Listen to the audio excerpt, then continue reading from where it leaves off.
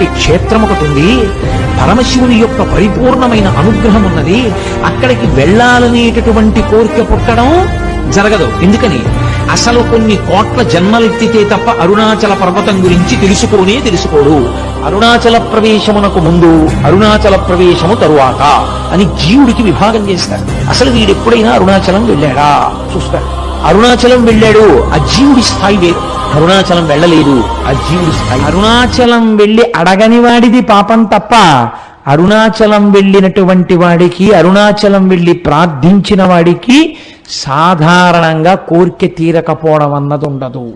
అంత పరమపావనమైనటువంటి క్షేత్రము ఆ అరుణాచల క్షేత్రము. ఇక్కడే కార్తీక పూర్ణమి నాడు, మహాశివరాత్రి నాడు శివలింగము వెలిసిన ప్రాంతం అదే. ఎన్నో శరీరాలు తీసుకున్నటువంటి జీవుడు అరుణాచలం ఎప్పుడైనా విడితే, అక్కడ అరుణాచలం పట్టణంలోకి ప్రవేశిస్తే చాలు, వెంటనే అతని జీవయాత్రకి వేరే గీత గీస్తారు. ఒక్కసారి అరుణాచలం విడితే చిత్రగుప్తుడు గీత గీస్తాట. ఈ జీవుడు అరుణాచలం వెళ్ళాడు కాబట్టి తరువాత అని గీత గీస్తాడు. అంటే అరుణాచలం వెళ్ళి అడగని వాడిది పాపం తప్ప, అరుణాచలం వెళ్ళినటువంటి వాడికి, అరుణాచలం వెళ్ళి ప్రార్థించిన వాడికి సాధారణంగా కోరిక తీరకపోవడం అన్నది ఉండదు. అంత పరమపావనం